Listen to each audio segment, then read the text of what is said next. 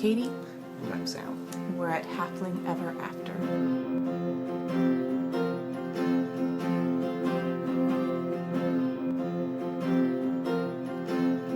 Today we're going to talk about herbs that you want to have in your garden for a first aid kit. There are so many great herbs out there, and I recommend so many of them. However, if you're just going to do a few or a dozen, we've chosen some Basics that are growable, even for people that maybe don't have a lot of experience growing, and some are going to grow whether you want them to or not, and that also have multiple uses. I particularly tried to find herbs that could also be used as food. Sam here is a horticulturist and our resident gardener and knows lots about making things grow. I am not so good in that area, but I know how to use the things he grows, so we're a good team. If you're on medication, then you want to be checking for interactions between your medication and any herbal supplements, because herbs are powerful. I'm not a doctor. I'm suggesting them as herbal supports for your system. I don't use remedies or medicine. These are herbal supports to help your body be better. So first we're going to talk about dandelions. You don't need any help growing dandelions. They grow them themselves. They were introduced to North America for their usefulness as an herb and a food salad, early spring salad, highly nutritious. You just turn around and there it is, it's growing. Yeah, and when you're harvesting dandelions, because they are everywhere, you want to be careful where you're getting them. You don't want to harvest dandelions that have been treated with pesticides or that are on the side of the road where they're getting a lot of exhaust from cars and other environmental pollutions. Sam went to take care of the baby, but I can still talk about dandelion. So dandelion is great for digestion and circulation. It has a ton of nutrients, vitamins and minerals, and it makes those nutrients bioavailable, so that's really great. It encourages the absorption of the nutrients, and some of the nutrients that dandelion is high in, they include potassium, iron, calcium, B vitamins, vitamin C. Dandelion relieves gas and heartburn and indigestion. And as Sam mentioned, the greens are used for salads. They can be used just thrown in a salad, and even the blossoms can be thrown in the salad, or you can steam the greens, and that's a popular way of eating dandelion. As an infusion, I always include it in my Good Morning KT, which I show you how to make on Home for Healing Arts in the Nourishing Herbal Infusion. Dandelion leaf is a important part of that recipe. You can make a decoction of the roots, and again, if you need to know how to make that, there's a video on Home for Healing Arts showing how to make one, where you simmer it on the stove, and that pulls out the nutrients and the benefits from the root. And dandelion root is a great liver tonic. After harvesting the roots myself, it was kind of a pain, but dandelion root is really great. You dig it up, and then you wash it, and then you cut it up, and then you dry it, and it takes forever to dry. But as a tincture, it's so effective.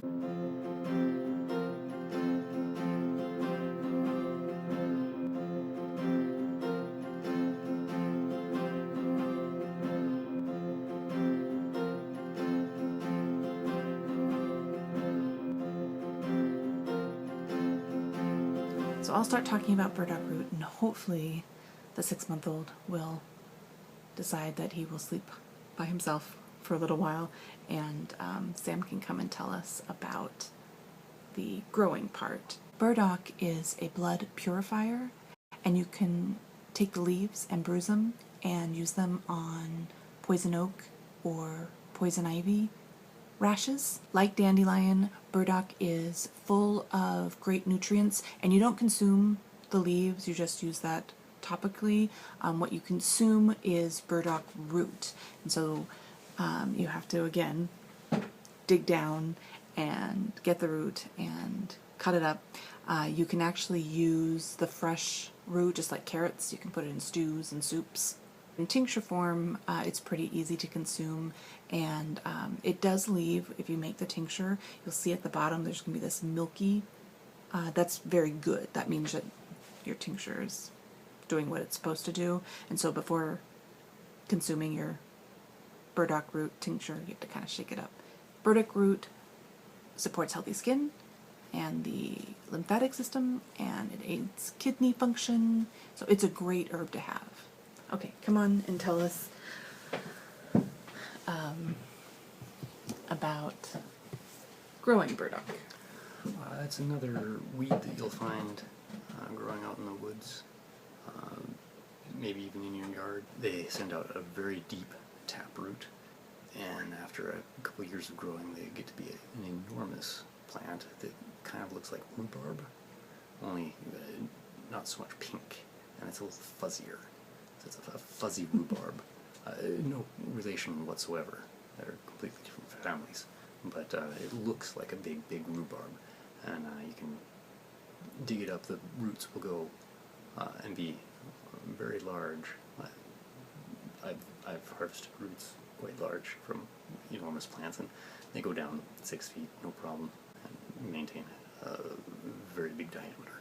You can plant it in your garden, but be sure you want it, because it's hard to remove. You need a big shovel to harvest burdock.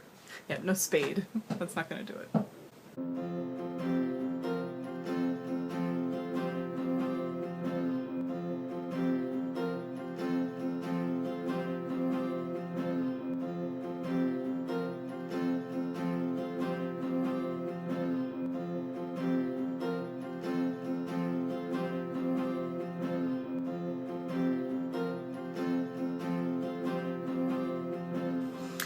The final nourishing tonic herb is nettle, specifically stinging nettle, which is called stinging nettle for a reason. It stings you if you touch it. Yeah. Don't touch it. It's Wear like gloves. the jellyfish of the bushes. Yeah. So definitely harvest wearing gloves. Is that another one you can find often where you don't want it? Yeah, it is definitely a roadside weed, a pathway weed. You can grow it. I've seen seeds advertised, but again, be careful where you put it, because it spreads and it stings. Nettle is considered like the super herb when it comes to nourishing tonics. Any kind of nourishing infusion is going to be heavy on nettle. It's great for moms. Actually, it's great for women in general. Boys love it too. They whip each other. I've heard of stinging nettle fights. Oh, that's horrible. That However, would cause I just need gave you an for herb that's also a weapon, so... Yeah, first aid and double preparedness. It can also cause you to initiate the first aid. Okay, So what would you do if you were stung by stinging nettle? What's the first I'd go aid? get some plantain, which we'll talk about in a minute. Or you could use probably the burdock root, the burdock leaves, and use that too. Although maybe that wouldn't help. It's for poison oak and poison ivy, so the poisons. Oh, I think they're different, because it's poison oak and poison ivy are oils. Okay. The stinging nettle actually it shoots.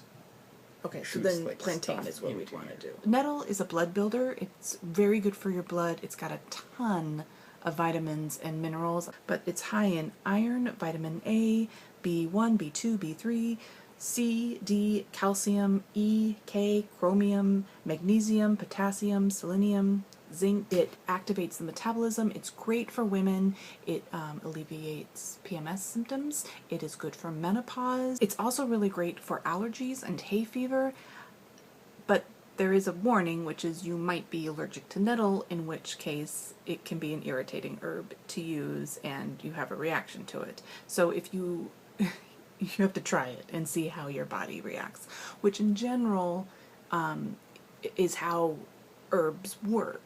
We're each unique, and the way we Everybody's respond, different. the way we respond is going to be different. So educated experimentation is what I recommend. Start small, see how you react. If you have a good reaction, keep going. If you don't, you try something different. Nettle, in addition to being a blood builder, also lowers blood sugar. Nettle is a light laxative, and it aids the kidneys, and it also encourages mother's milk, so it's really good for nursing moms. Or moms nursing babies. Food-wise, nettle leaves, you want to make sure that you steam them well because they are stinging and they will sting. Yeah, the cooking takes out the sting mechanism. So, and you can consume them that way. You can use them in place of spinach after you steam them well. And then you can drink it as a morning infusion. Drink lots of nettle infusion and it will support your health.